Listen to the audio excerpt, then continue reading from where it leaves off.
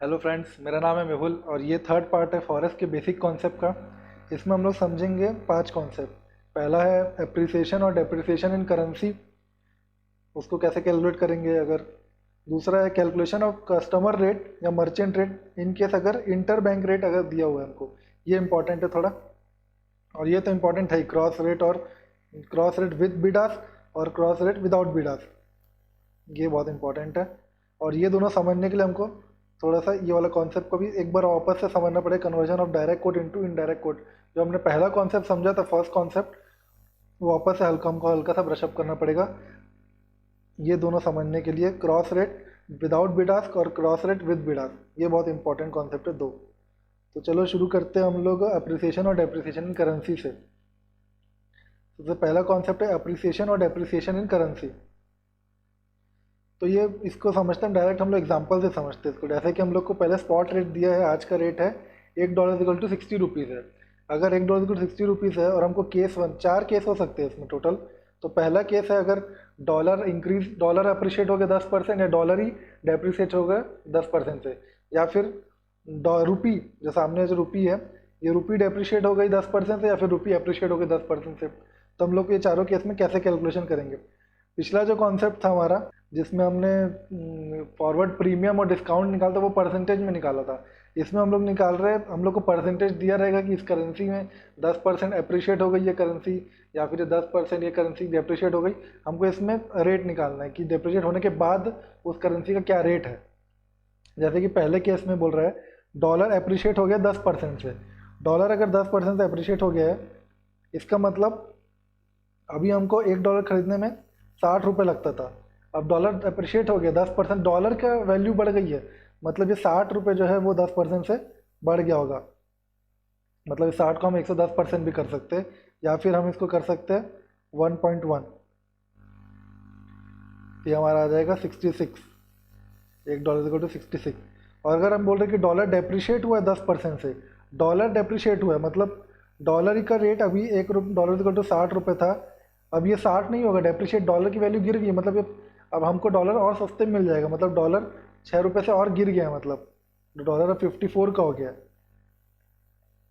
या हमको इसको ऐसे कर सकते हैं 60 × 90%, 10% कम करते हैं, या फिर हम लोग कर सकते हैं 0.9, हमारा आंसर आ जाएगा। तो ये था अगर जो रेट, जो जिसका रेट दिया है, जिस चीज़ का रेट दिया है उसी में गिरावट या फिर उसी में अप्रिसिएशन हुआ है, उसी में अप्रिसिएशन या फिर उसी में डेप्रिसिएशन हुआ है, तो हम लोग देखेंगे कि अगर उसी में तो फिर हम लोग डायरेक्ट उसके सामने जो रेट है 60 जैसे है, तो 60 में हम लोग 10% बढ़ा देंगे, या फिर 60 में ही 10% माइनस कर देंगे। लेकिन अब जो केस 3 और 4 है, इसमें हम लोग को सामने वाली करेंसी में, मतलब रुपए में गिरावट आई या फिर रुपए में अप्रिसिएशन हुआ है।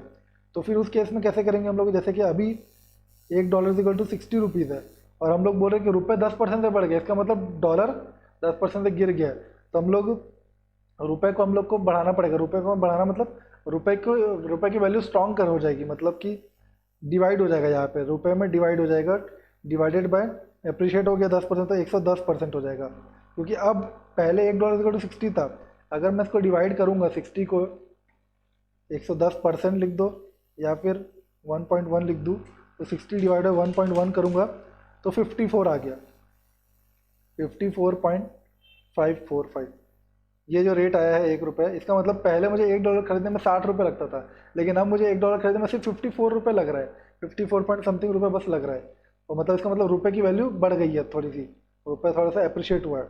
अगर रुपये 10% गिरा है, इसका मतलब क्या है, अभी $1 = 60 था, अब रुपये और गिर गया है, गिर गया तब भी रुपये ही गिरा है, क्योंकि अब रुपये ही गिरा है और रेट लेकिन डॉलर का दिया था।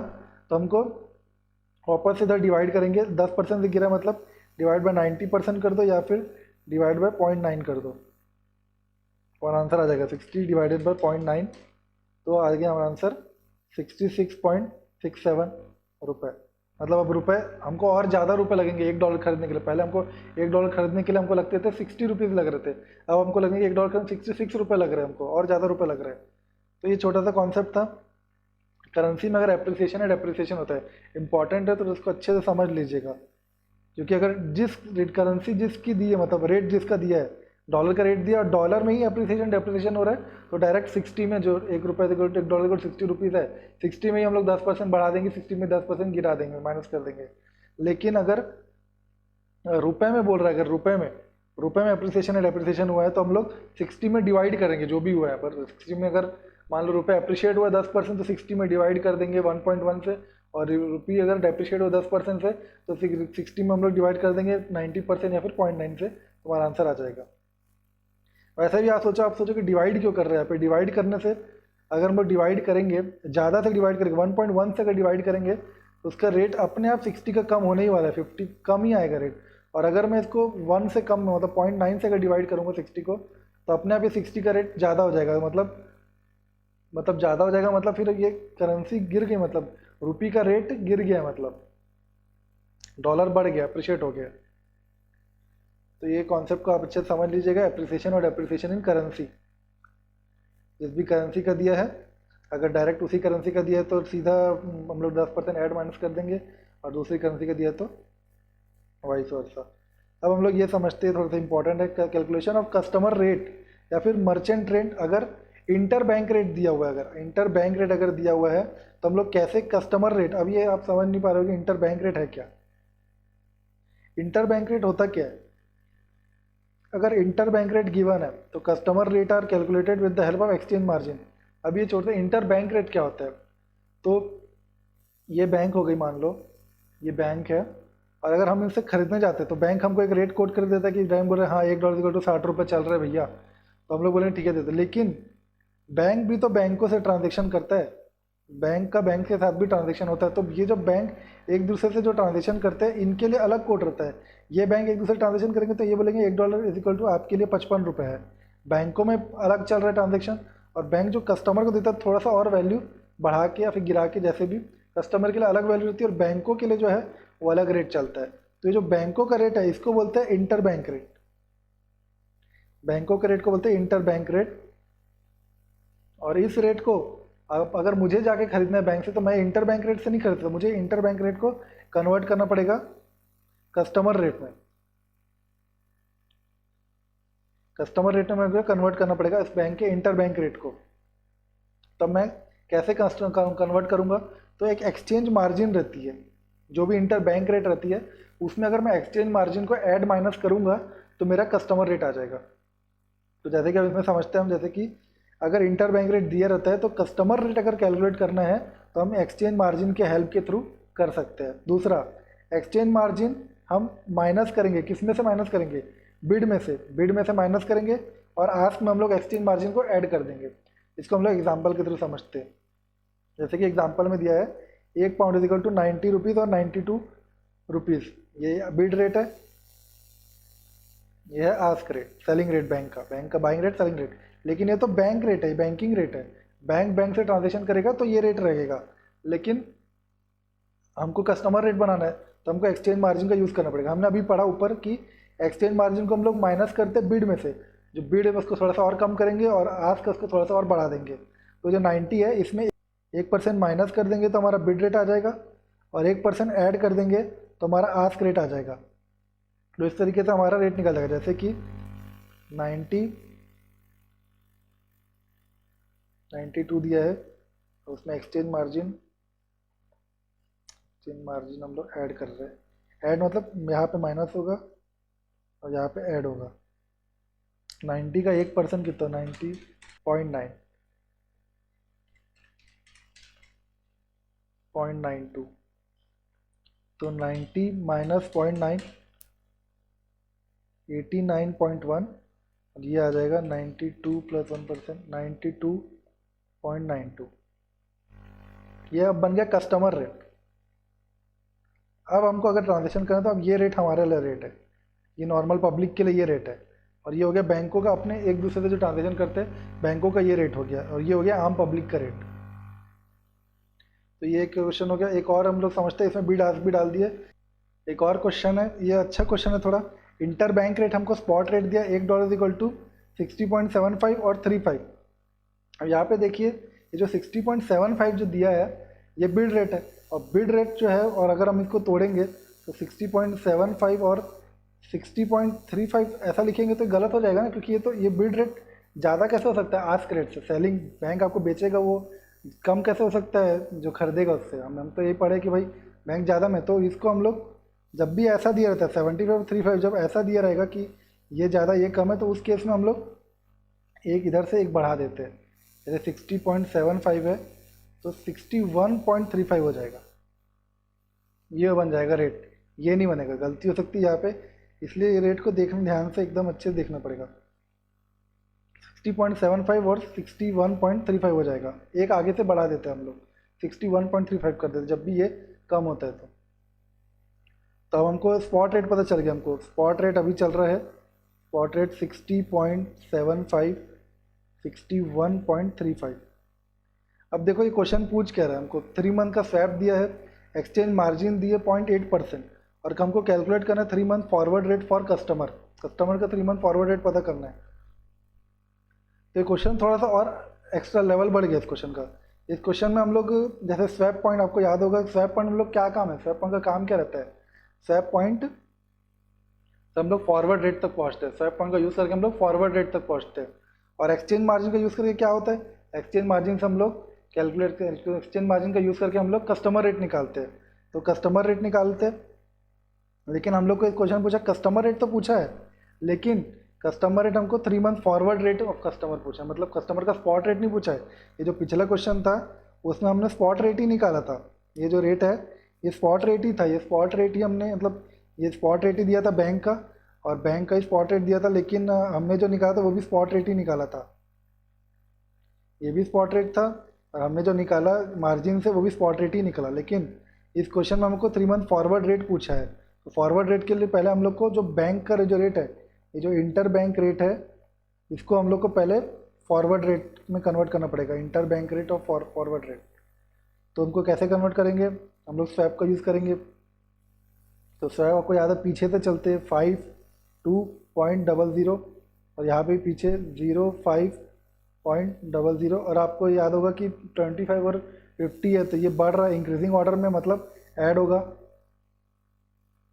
तो ये ऐड हो जाएगा 85, 61.85 और 61। तो ये हमारा 3 मंथ फॉरवर्ड रेट निकला है, इंटर बैंक रेट। ये बैंकिंग रेट ही है अभी तक। अब इस बैंक रेट को हमको कन्वर्ट करना पड़ेगा कस्टमर रेट में। कस्टमर रेट में कन्वर्ट करने के लिए हम लोग मार्जिन को बिड में माइनस करेंगे और आस्क में ऐड करेंगे। तो बिड में माइनस करेंगे, कितना परसेंट मार्जिन दिया है, 0.8%। तो 61 का 0.8 निकाल लें, 61 का 0.8%, 0.488, और यहाँ पर आएगा 61.85 का 0.8%, 0.4948। ये जो रेट निकला है इसका आ जाएगा 60.51 ले, तो एक छोड़ रहा हूँ, और इसका आ जाएगा 61.85 प्लस 0.8%, तो 62.34। 2 डिजिट तक ही ले रहा हूँ अभी यहाँ पे इस क्वेश्चन में। तो इसका आ जाएगा आपका आंसर, ये बन गया हमारा कस्टमर रेट। और ये रेट स्पॉट नहीं है, ये 3 मंथ फॉरवर्ड रेट है कस्टमर का। ये स्पॉट रेट था। इस स्पॉट रेट में हमने स्वैप को ऐड किया, स्वैप को ऐड करके इसको फॉरवर्ड रेट बनाया। अब ये फॉरवर्ड रेट तो जो था वो बैंकिंग का था, बैंक वालों का स्पॉट फॉरवर्ड रेट था। इस बैंक फॉरवर्ड रेट को हमने कस्टमर के मार्जिन को ऐड माइनस करके कस्टमर का रेट बना दिया। इस तरीके से वाला क्वेश्चन बन गया हमारा। तो ये अब आता है अगला कॉन्सेप्ट, क्रॉस रेट। लेकिन क्रॉस रेट को समझने के लिए आपको थोड़ा सा वाला कॉन्सेप्ट समझना पड़ेगा, कन्वर्ट करना, डायरेक्ट कोट को इनडायरेक्ट कोट में कन्वर्ट करने के कॉन्सेप्ट को समझना पड़ेगा। Conversion of direct quote into indirect coat, इस कॉन्सेप्ट को समझना पड़ेगा। डायरेक्ट कोट को इनडायरेक्ट कोट में कैसे करना, जैसे 2 एग्जांपल लिए, एक में मैंने बिडास नहीं लिया है, एक में मैंने बिडास भी ले लिया। तो ये हम इंडिया वाले, हमारे लिए डायरेक्ट कोट, आपको याद होगा डायरेक्ट कोट मतलब फॉरेन कंट्री की करेंसी का इंडियन रुपीज़ में कितना होता है। तो $1 इक्वल टू 60 रुपये, ये हो गया डायरेक्ट कोट, हो गया डायरेक्ट। और हमको इसको इनडायरेक्ट कोट बनाना है, तो इनडायरेक्ट मतलब हमको $1 इक्वल टू कितना डॉलर है ये पता करना है। तो बस हम इसको डिवाइड कर देंगे, 1/60 हो जाता है। लेकिन ऐसा क्यों होता है? ऐसा हो रहा है इसलिए क्योंकि ये यूनिटरी मेथड के कारण। जैसे कि हमको इस क्वेश्चन में दिया है $1 = 60 रुपये, है ना, और हमको रुपए में करना है। ₹1 = कितना डॉलर है, इसको बोलते हैं इनडायरेक्ट कोट। तो ये बनाना है अगर हमको पता करना है ₹1 = हाउ मच डॉलर, तो ये इनडायरेक्ट कोड बन गया, मतलब 1/60। 1/60 करेंगे तो हमारा आ जाएगा $1, ₹1 = 0.1667 डॉलर। ये बन गया हमारा इनडायरेक्ट कोड, ऐसे इनडायरेक्ट कोड बन गया। अब अगला जो बिड आस्क वाला था पॉइंट, उसको देख लेते हैं कि भाई 1 पाउंड = 90 रुपीज़ और 92, ये बिड हो गया या आस्क हो गया, और हमको इनडायरेक्ट कोड पता करना है। इनडायरेक्ट कोड पता करना है तो इसमें हम लोग क्या करते हैं, अदला बदली कर देते हैं। यहाँ पे अगर हमको ₹1 क्योंकि इनडायरेक्ट कोड तो ₹1 = हो जाएगा कितना, पाउंड। यहाँ पे अगर हमको पाउंड बनाना तो 1/92 कर देंगे, ये इधर आ जाएगा और ये जाएगा इधर, 1/90 हो जाएगा। आप सोच रहे होंगे ऐसा क्यों हो रहा है? क्योंकि हम किसी भी चीज़ को अगर ज़्यादा नंबर से डिवाइड करेंगे तो कम आएगा, आंसर थोड़ा कम आएगा, और अगर हम इसको 90 से अगर डिवाइड करेंगे 1 को तो थोड़ा सा ज़्यादा आएगा। तो ये भी थोड़ा सा लॉजिक हो सकता है, क्योंकि बिड तो हमेशा बिड रेट तो कम ही रहता है, और आस्क रेट जो रहता है आस्क, वो थोड़ा सा ज़्यादा रहता है। तो ये कम ज़्यादा के कारण हम लोग ऐसा उल्टा भी कर देते हैं, ये भी एक रीज़न है। और दूसरा रीज़न वो ये कि यूनिटरी मेथड लगा के भी आंसर ये आता है।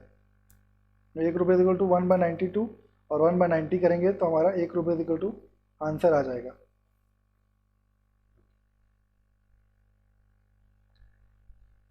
तो ये तो एक आपको मैंने ये बता दिया कि भाई डायरेक्ट को अगर इनडायरेक्ट में कन्वर्ट करते हैं तो कैसे करते हैं।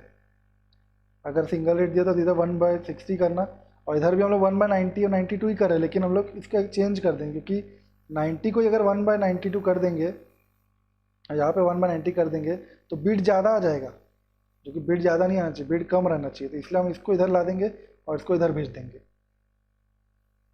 तो ये हमने वाला कॉन्सेप्ट समझ लिया। एक कॉन्सेप्ट हमारा ये भी खत्म हो गया, conversion of direct code into indirect code. अब आते हैं मेजर पॉइंट। इस वीडियो का मेन यही फोकस आएगा कि cross rate without bid ask और cross rate with bid ask. इस बिड आस्क वगैरह क्रॉस रेट में आपको ये बहुत काम आएगा, conversion of direct into indirect code, ये करना बहुत काम आएगा। Cross rate without bid ask, अभी हम लोग सिंपल वाला जिसमें बिड आस्क का लोचा नहीं है। तो यहाँ ये पॉसिबल हो सकता है कि exchange rate of all foreign currency against whom currency may not be available. मतलब हमको $1 = पाउंड में दिया होगा, 1 पाउंड = यूरो में दिया होगा, लेकिन हमको तो $1 = रुपए में चाहिए, ये रुपए दिया होगा ऐसा। तो हमको कहीं पे भी $1 = रुपए नहीं दिया हुआ है। अगर हमको $1 = रुपए, क्योंकि ये करेंसी इसमें $1 पाउंड है और या 1 पाउंड = रुपए है, तो यहाँ कहीं पे भी $1 = रुपए नहीं है। तो अगर हमको $1 = रुपए पता करना है, हमको क्रॉस रेट का यूज़ करना पड़ेगा। मतलब हमको डायरेक्टली हमको कोट नहीं दिया हुआ है, डायरेक्ट कोट हमको कि $1 = हाउ मच रुपए, हमको ये नहीं दिया हुआ है, नहीं दिया है। तो हम इसको पता करेंगे, पता कैसे करेंगे, क्रॉस रेट का यूज़ करके,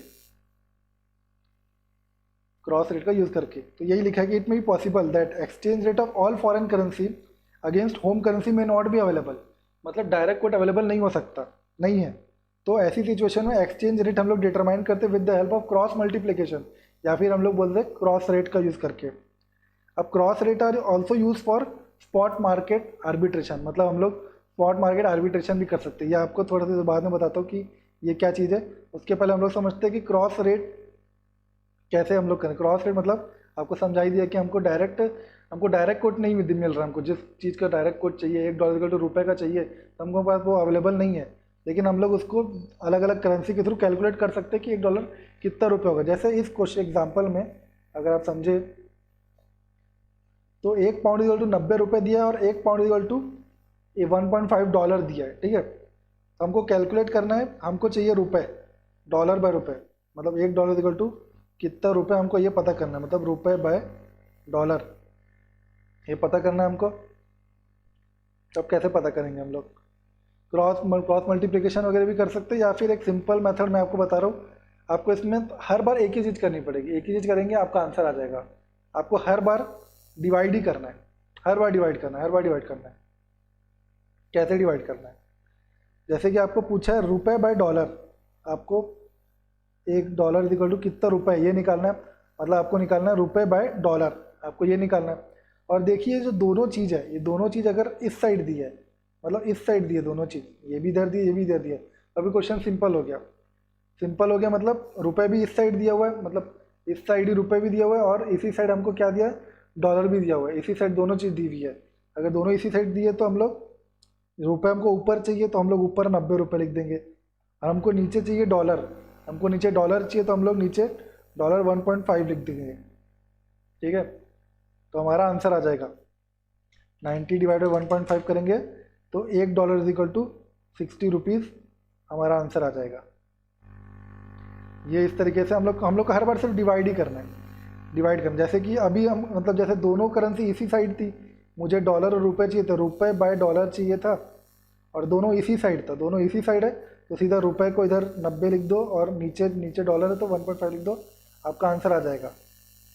एक और एग्जांपल से इसको समझते हैं। मैंने बहुत सारे एग्जांपल लिए क्रॉस रेट को समझने के लिए। ये क्रॉस रेट बहुत इंपॉर्टेंट है समझना। पहला है 1 pound is equal to euro 1.25, दूसरा है 1 पाउंड इज इक्वल टू ₹80।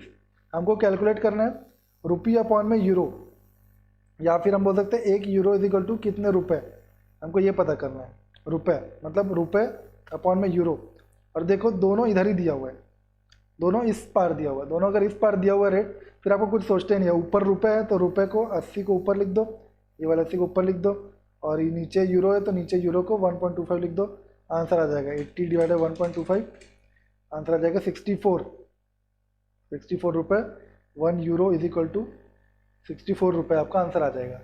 ठीक है, अगला एग्जाम्पल देखते हैं। अगला एग्जाम्पल, आपको 1 रुपये इज इक्वल टू इतना पाउंड दिया हुआ है, आपको 1 रुपये इज इक्वल टू इतना डॉलर दिया, आपको निकालना है डॉलर अपॉन में पाउंड। अगर आपको डॉलर अपॉन में पाउंड, मतलब आपको पूछा है कि 1 पाउंड इज इक्वल टू कितना डॉलर, अगर आपको ये पूछा है तो आप कैसे निकालोगे?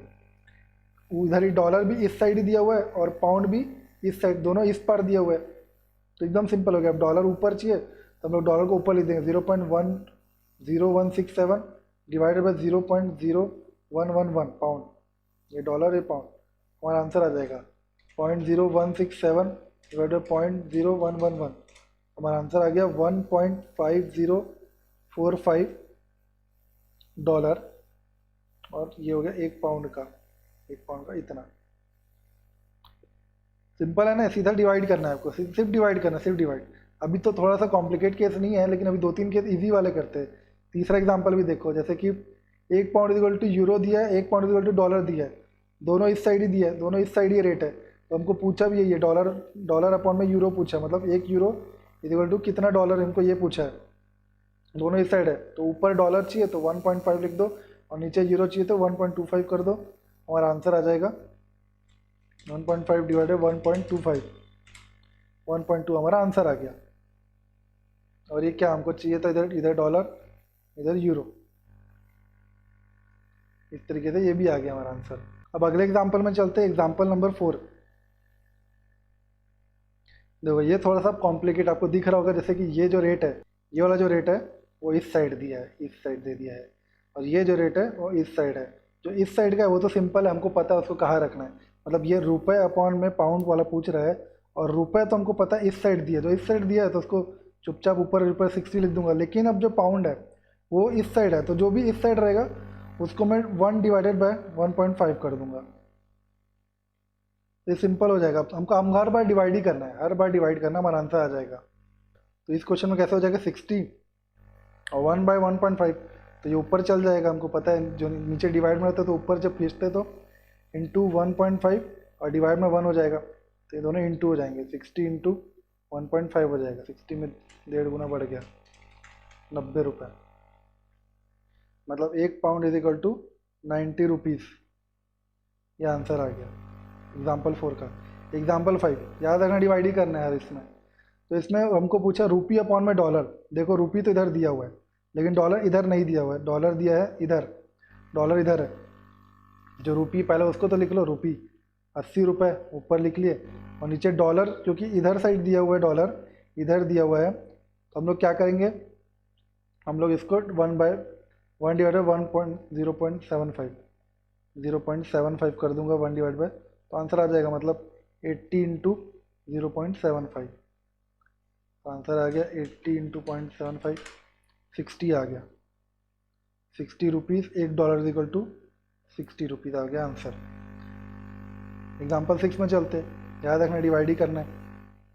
कैसे करेंगे डिवाइड, हमको $1 यार इस साइड दिया है, लेकिन येन इस साइड दिया है, तो जो नीचे वाला दिया है, नीचे वाला तो इधर लिख लो चुपचाप 3.75, लेकिन जो ऊपर वाला इस साइड दिया है इसको 1/60 कर दूंगा, तब ये इसके नीचे 1 रहता है, तब ये कैसे सॉल्व होगा, तो 1/60 इंटू में, अब ये 1 ऊपर चल जाएगा और नीचे 3.15 आ जाएगा, तो इसका आंसर आ जाएगा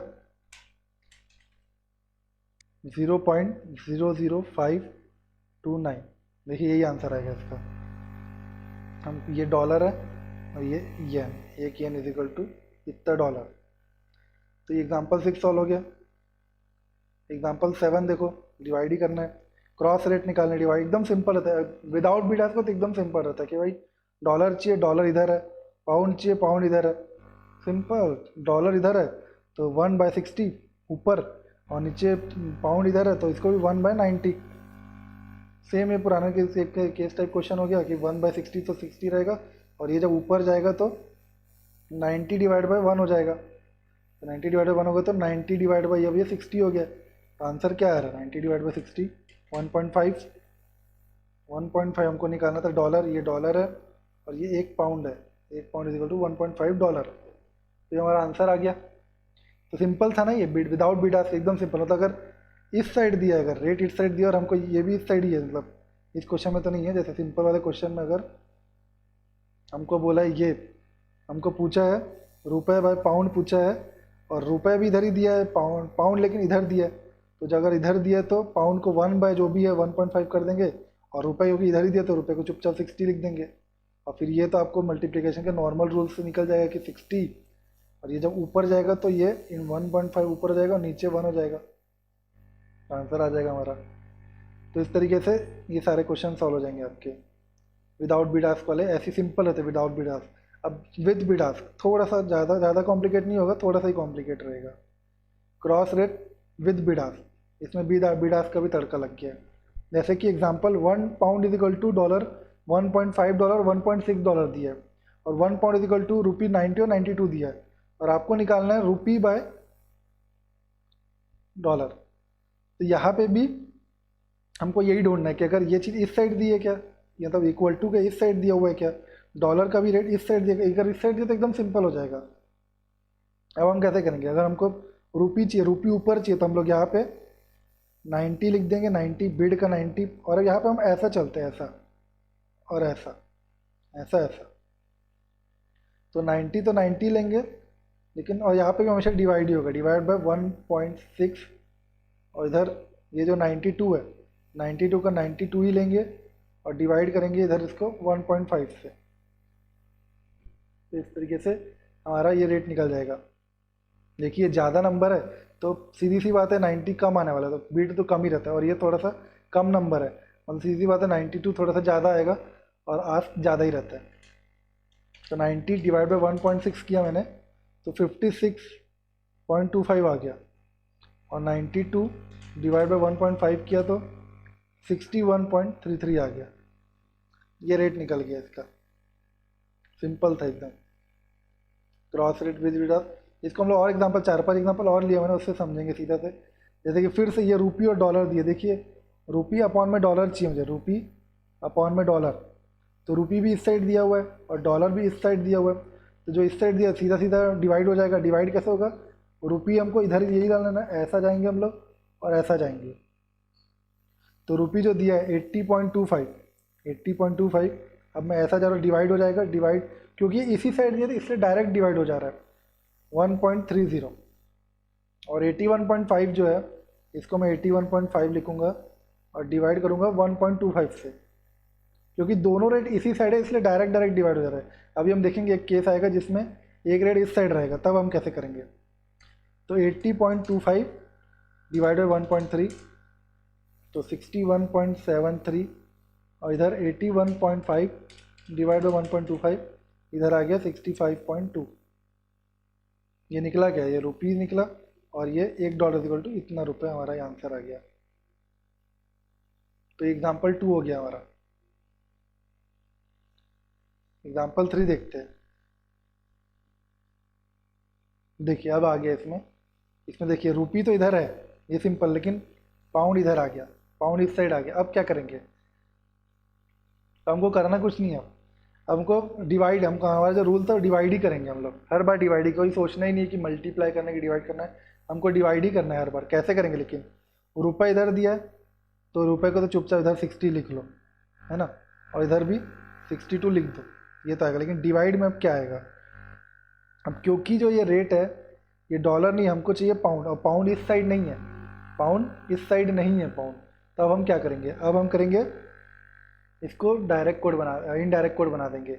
इनडायरेक्ट कोड मतलब रेट डॉलर का बना देंगे, और हमको क्योंकि पाउंड इस साइड चाहिए था तो हम लोग पाउंड को इस साइड ही ला लेंगे। कैसे लाएंगे, हम लोग डायरेक्ट को इनडायरेक्ट कोड कैसे बनाते हैं, अगर हमको $1 इज इक्वल टू पाउंड चाहिए तो 1/1.60 और 1/1.50, ऐसे करूँगा तो मेरा ये बन गया इनडायरेक्ट कोड, और ये मुझे डॉलर इधर आ गया और ये पाउंड बन गया, है ना। और मुझे पाउंड ही तो इस साइड चाहिए था, इस साइड मुझे पाउंड ही तो चाहिए था, और पाउंड मैंने ला दिया इस साइड। अब सिंपल हो गया क्वेश्चन, यहाँ पे 62 लिख देता हूँ रुपीज़, और ये $1 इक्वल इतना था। अब ये रेट, अब इससे मैं कैलकुलेट करूँगा तो सिंपल सॉल्व हो जाएगा कि भाई 60 इधर है, ऐसा जाएगा ऐसा जाएगा, तो 60, और ये क्योंकि डिवाइड में है तो पहले ही 1.5 हो जाएगा, और 60 है तो 1/60। अब इसको और कैलकुलेट करेंगे तो 60 ये ऊपर जाएगा तो ऊपर जाएगा तो इंटू 1.5 डिवाइड बाई 1, और ये हो जाएगा 62 इंटू 60 डिवाइडेड बाय, ये 60 नहीं 1.6 था, 1.60, तो 1.60 डिवाइडेड बाय 1, तो आंसर आ जाएगा 90, 92 होगा शायद, 62 इंटू 1.6,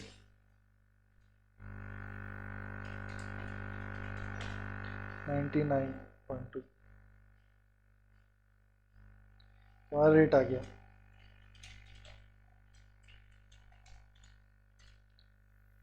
एक और लोग एग्जांपल लेते हैं इसको और अच्छे से समझने के लिए। जैसे कि $1 इक्वल टू इतना यूरो दिया, और €1 इक्वल टू 70 रुपये 72 रुपीज़ दिया है। हमको रुपये चाहिए, चलो रुपये तो इसी साइड है, चलो। अब आता है डॉलर, डॉलर है वो इस साइड दिया है, आपको पता है क्या करना है, रुपये जो इस साइड दिया तो रुपये तो हमको सीधी सी बात है, हमको रुपये पता चल गया, हमको रुपये कोई टेंशन नहीं, रुपये इसी साइड दिया, हमको इस साइड ही चाहिए था और इस साइड ही दिया हुआ है, तो 70 और 72 आ गया। लेकिन यार डॉलर तो इस साइड नहीं दिया, डॉलर उस साइड दिया, तो हमको डॉलर को पहले इस साइड लाना पड़ेगा, मतलब डायरेक्ट को इनडायरेक्ट कोड करना पड़ेगा, मतलब €1 इज इक्वल टू हमको डॉलर बनाना पड़ेगा। डॉलर कैसे बनाएंगे, 1/0.85 और 1/0.80, अब ये बन गया 70 72 लिख दो नीचे, ये भी यूरो है, €1। अब ये हमारा इजीली सॉल्व हो जाएगा, हमको सिर्फ डिवाइड करना है, सिर्फ डिवाइड, ऐसा ऐसा जाके डिवाइड करना है। तो 70 इधर जाएंगे तो डिवाइड बाय 1/0.80, और 72 से इधर जाऊंगा तो 1/0.85, सीधा आंसर आ जाएगा आपका 70। मतलब ये तो, और तो 70 ये जब ऊपर जाएगा तो इंटू 0.8 डिवाइड बाई 1 हो जाएगा, और ये 72 इंटू 0.85 डिवाइड बाई 1 हो जाएगा। 70 इंटू 0.8 56, और ये 72 इंटू 0.85 61.2। तो ये क्या निकला हमारा, ये रुपये और ये डॉलर, हमारा रेट आ गया। हमको यही तो चाहिए था, $1 इक्वल टू कितना रुपये, $1 इक्वल टू रुपये ही तो चाहिए था हमको, यही तो पूछ रहा था, ये निकाल दिया हमने। एग्जाम्पल 4, अब लास्ट एग्जाम्पल है, शायद ये लास्ट एग्जाम्पल है। इसमें अब मैं क्या करूँगा लास्ट में, अभी तक हमेशा एक तो इधर रह रहा था, एक तो इधर रह ही रहा था, लेकिन अब मैं दोनों इधर डाल दिया, दोनों इधर डाल दिया, तो दोनों को ही हमको डायरेक्ट कोड में कन्वर्ट, डायरेक्ट को इनडायरेक्ट कोड में कन्वर्ट करना पड़ेगा। कैसे कन्वर्ट पड़ेंगे, हमको डॉलर चाहिए, डॉलर इधर नहीं है तो पहले डॉलर इधर लाओ, तो $1 इज इक्वल टू 1/61 और 1/60। और ये जो पाउंड है, पाउंड भी इधर साइड दिया है, हमको इस साइड चाहिए पाउंड, तो पाउंड को भी इस साइड ला कैसे लाएंगे, डायरेक्ट को इनडायरेक्ट बनाएंगे। मतलब पाउंड को अब हम 1 रुपये, 1 रुपये इज इक्वल टू, अब ये पाउंड बन जाइए तो जो ये हो गया डॉलर, ये भी डॉलर, ये पाउंड बन जाएगा 1/92, 1/90। अब सिंपल हो गया क्वेश्चन, हमको चाहिए डॉलर बाय पाउंड, मतलब ऊपर डॉलर चाहिए तो डॉलर रहेगा, ऐसा जाएगा ऐसा जाएगा, तो ये इधर आ जाएगा 1/61, इधर चाहिए ये वाला आ जाएगा 1/90, ये एक बन गया। अब मुझे डॉलर ऊपर चाहिए तो डॉलर को ही देखूंगा मैं, डॉलर 1/60, और नीचे मुझे पाउंड चाहिए तो 1/92, 1/92। तो हमारा यहाँ तक सॉल्व हो गया। अब इसको बस सॉल्व करना है कि ये कैसे सॉल्व होगा। 1/61 है, अब ये ऊपर जाएगा तो 90/1 हो जाएगा, और ये तो 1/60 है, ये ऊपर जाएगा तो 92/1 हो जाएगा। अब सॉल्व हो गया। 90/61 1.475, और 92/60 1.533। ये आ गया आंसर, सॉल्व हो गया। ये डॉलर है, ये पाउंड है, हो गया आंसर सॉल्व। सिंपल है कि नहीं। क्रॉस रेट, आपको अगर क्रॉस रेट में कुछ भी परेशान तो मैं एक और वीडियो बना दूंगा इसको, और एग्जांपल्स ले लेंगे इसके। लेकिन आपको समझ में आ गया होगा कि हमने एक ही लिया है, सीधा डिवाइड, सिर्फ डिवाइड करेंगे। अगर इस साइड नहीं है तो इस साइड ला देंगे, उसको डायरेक्ट को इनडायरेक्ट कोड बना के इस साइड ला देंगे, और उसके बाद सीधा ऐसे करके मतलब क्रॉस रेट करके सीधा डिवाइड करके आंसर आ जाएगा हमारा। इसको वापस से देखना, मैंने सिंपल है एकदम, हर एक को आपको डिवाइड ही करना है, सिर्फ डिवाइड करना है। तो ये सारे कॉन्सेप्ट, लगभग सारे कॉन्सेप्ट खत्म हो गए। और अब इसके जो ये सब बेसिक कॉन्सेप्ट है, इसके बाद जो आएंगे कॉन्सेप्ट थोड़े से ज़्यादा लेवल के रहेंगे, लेकिन वो भी इजी, सारे कॉन्सेप्ट इजी है। लेकिन ये बेसिक कॉन्सेप्ट फॉरेक्स से क्वेश्चन अगर आपको देख के समझ में आ जाए कि बोलना क्या चाह रहा है क्वेश्चन, तो ये सारे कॉन्सेप्ट आपको पता रहने चाहिए। तो ठीक है, ये सारे कॉन्सेप्ट मैंने ख़त्म कर दिए। थैंक यू, आपको समझ में आया होगा मुझे लग रहा है। सारे कॉन्सेप्ट नहीं आया तो आप बताइए, मैं उसको और डिटेल में आपको समझाने की कोशिश करूँगा। Thank you.